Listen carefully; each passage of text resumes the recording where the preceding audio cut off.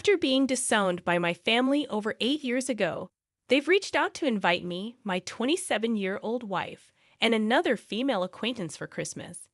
I've received a mix of advice from friends, with one suggesting I turn to this online community for insight.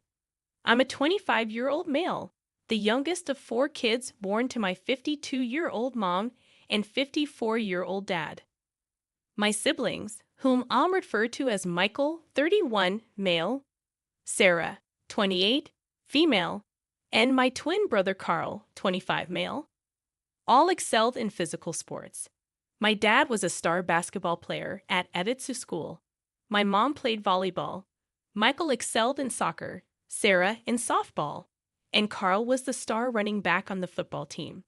I, on the other hand, showed an early interest in archery, which my family regarded as a wimpy sport. They seldom attended my events, and I often had to plead for their presence.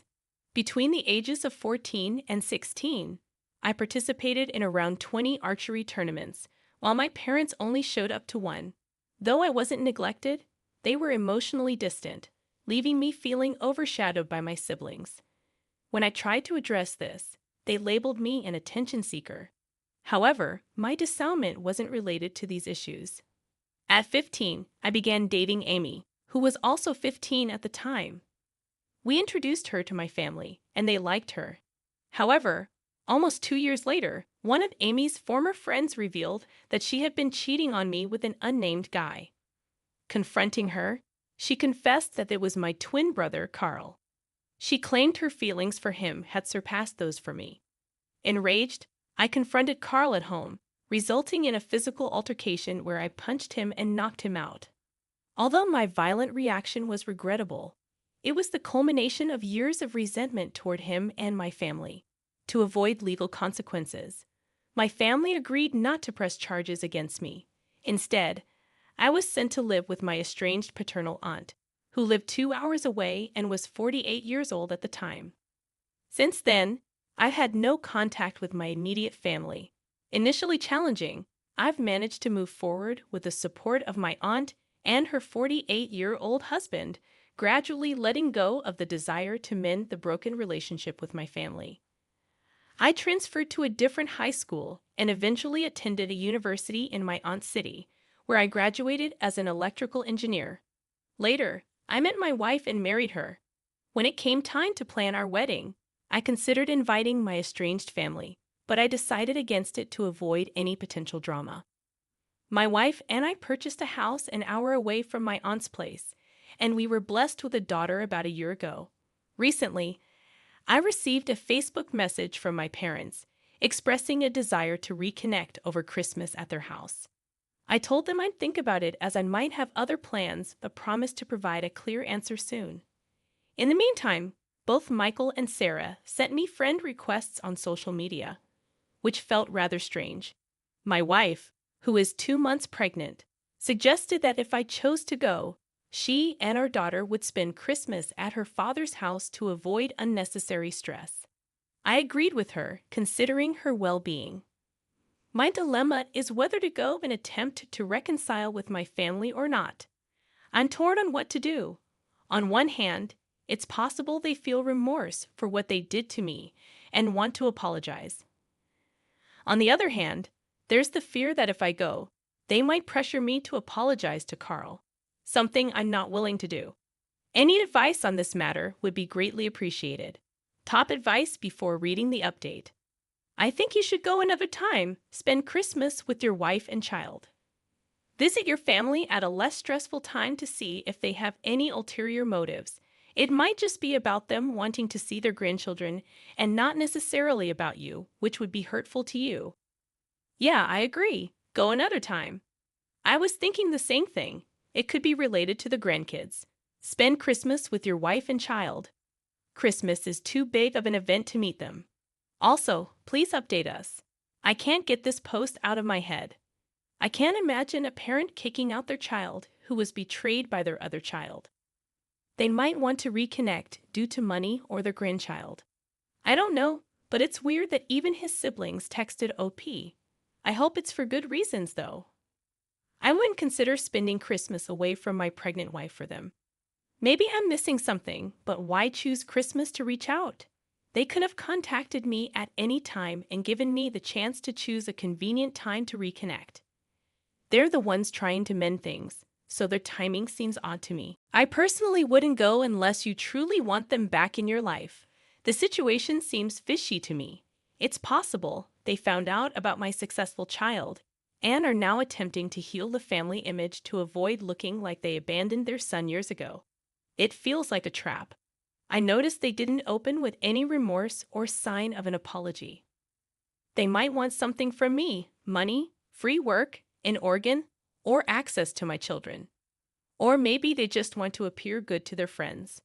I'm not saying don't go, but keep your expectations low. Be prepared for them to ask me to do something for them in order to reconcile properly and have a quick exit strategy ready. As a parent, I can't fathom going no contact with one of my children for 8 years, especially after the other child did something so cruel to them that they had to resort to hitting them. It's inconceivable to me.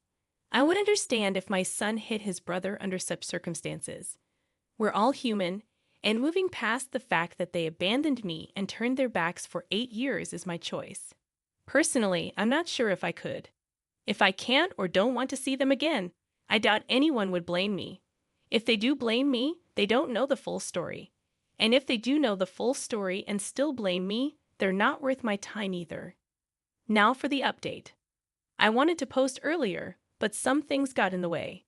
2 days after Christmas, my wife began experiencing unbearable pain in her abdomen area. She could hardly stand on her 2 feet.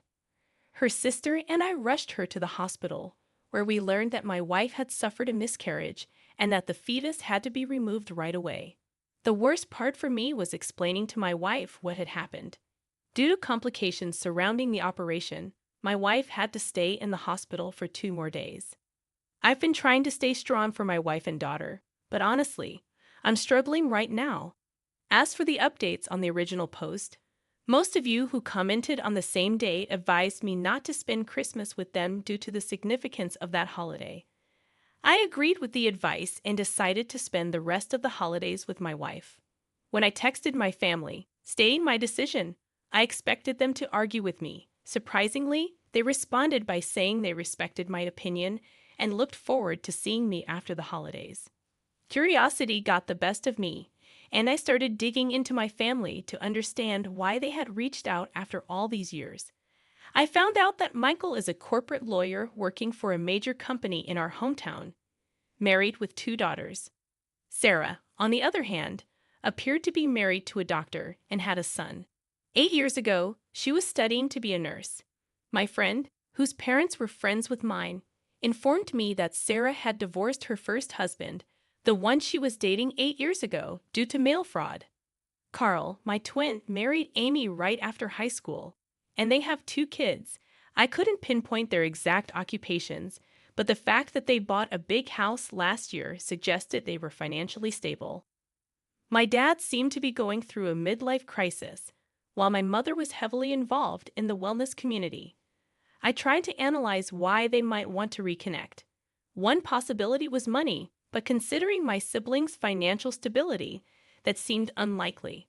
Another suggestion was organ donation, although it didn't make sense given that Carl, my likely match as my twin, was seen skiing in a Facebook post just a week before Christmas. Then there was the matter of my daughter. They might be reaching out to have a relationship with her. Although she wasn't their first granddaughter, I suspected they found out about her through my wife's public Facebook account. My next step was to contact my estranged aunt, the one who took me in, and inform her about the situation. She explained to me why my grandparents had disowned her. After college, she came out as bisexual and started dating her girlfriend, leading to immediate disownment. However, about 4 years ago, my grandpa began to reconnect, and recently, he had been inquiring about me, my life, marriage, and whether I had kids. My aunt's response was swift and confrontational. She directly challenged my grandpa for his sudden interest in my life, particularly after he had supported Carl for his actions. That's when the whole situation took a surprising turn. Grandpa explained that he believed I deserved to be estranged because, According to him, I had cheated on Amy with one of her close friends. He viewed cheating as a grave offense due to his religious beliefs. According to my family's version of events, the friend who I allegedly cheated with confessed to Amy, who then sought comfort from Carl and Sarah. When I learned about this, I confronted Carl and Sarah, attacking them brutally. Sarah, who had attempted to mediate between me and Carl, was unharmed during the confrontation. Hearing this revelation from my aunt left me in shock. I couldn't fathom the depths of their animosity, leading them to concoct such a terrible lie about me. Later, my aunt disclosed the whole truth to Grandpa, who was utterly shocked as he had always believed Carl to be a good kid. Grandpa then demanded my aunt to provide my phone number, but she refused. I eventually uncovered the real reason my parents and siblings had reached out to me. It turned out Grandpa had given them an ultimatum. Either they apologize for their past mistreatment and invite me to the family Christmas dinner, or they would be cut off from his vast fortune. He was a multimillionaire, and their financial greed motivated their sudden interest in reconciling. Instead of seeking genuine reconciliation for their past wrongdoings, they were driven by selfish motives. After learning the truth from my aunt, I decided to cut all ties with them. Why should I respond to people who only valued me for the potential inheritance they could gain? In my eyes, they were all dead to me. I had a supportive wife to care for, a family that respected and loved me, and supportive in-laws who were there for us. However, the story didn't end there. 3 days after New Year's Eve, I received an unexpected call on my work phone from an unknown number. Despite being accustomed to such calls due to my career, I picked up, only to hear my grandfather's voice on the other end. He must have obtained my number from my company's website. Surprisingly, his first words were an apology for not attempting to contact me over the past 8 years. He expressed his apologies for missing significant milestones in my life, such as my graduation, wedding, and the birth of my daughter. Frankly, I hadn't been particularly close to him before, so his decision to cut me off financially didn't affect me deeply. As our conversation continued, he revealed his disgust for the rest of my family and stated that he was cutting them off as well, adding me to the list. I found myself conflicted about this news. While the money would undeniably be helpful, I didn't want him to manipulate the situation to force a relationship between me and my daughter. Our conversation lasted about half an hour, during which I began to think that perhaps I could build a genuine connection with my grandpa. However, my feelings changed abruptly when he made a comment that infuriated me. He expressed disappointment that my daughter hadn't taken the family name. To provide some context, after marrying my wife, we discussed using her last name for our future children due to legal constraints preventing me from adopting her name. We made this decision together as a couple. At that moment, I couldn't contain my anger and let loose on my grandpa. Labeling him as a senile old man and hurling hurtful words, I made it clear that I never wanted him to contact me again. The audacity of his comment, considering what I had gone through, was beyond infuriating. I resolved not to let him use any potential inheritance to control me. Even if I received the money, my plan was to donate it to a local charity. However, given his history of empty promises, this outcome seemed unlikely. The past few weeks had been incredibly challenging for me. My wife had taken measures to protect our privacy by privatizing her Facebook account, and my in-laws had done the same. How my estranged family planned to contact me remained a mystery, although I suspected they might resort to extreme measures, perhaps even hiring a private detective. As far as I knew, they didn't have information about where I currently lived, but one could never be too certain. I've considered getting a restraining order, but it's complicated given the presence of lawyers in the family. I didn't get the chance to answer some questions from my last post before it was inexplicably deleted. I'll try my best to respond to any questions over the next day or two, but after this, I won't be using the site for a while. Thank you all for your advice, and I wish you the best in this new year. I am profoundly sorry for your loss, OP. I can't even begin to fathom the pain you and your wife must be enduring. Your family's behavior is beyond belief. Their audacity knows no bounds. They don't deserve any more of your time and energy. Forget about them. I genuinely hope they don't bother you anymore, allowing you to focus on your family at home. Thank you for taking the time to update us. Please accept my condolences. I hope your wife recovers soon. Your family has faced some difficult weeks, but don't let these people get to you. Regarding your grandpa's comments about the last name, at least the truth is out, exposing their true colors. Let your grandpa keep the money if it comes your way before you make any decisions. Take your time and think it over calmly. You've chosen wonderful people as your family, your wife, daughter, and in-laws. They are the ones who truly matter. The rest of them can go to hell. I'm sorry for all you've been through and the loss of your child. Remember, you have a family that loves and supports you. You are wanted and cherished by them, even if your parents and siblings don't see it. Please seek professional support and help for yourself and your wife. You've been through a lot, and it's crucial to have the right support. As for the situation with your granddad, it might have convinced him that your aunt's claims were false, especially since they tried to portray you as unstable. While you had every right to be offended, you may have acted impulsively. I understand you've been through a lot, and this might have been the final straw for you. It's just a different perspective to consider. Sending you love and strength. I genuinely hope your wife gets better soon, and I hope the new year brings positive changes for you. At the end of the day, how your granddad perceives you shouldn't matter. A relationship based on money isn't genuine. This might affect the relationship your aunts and grandpa have, but truthfully, they never really had a meaningful relationship to begin with.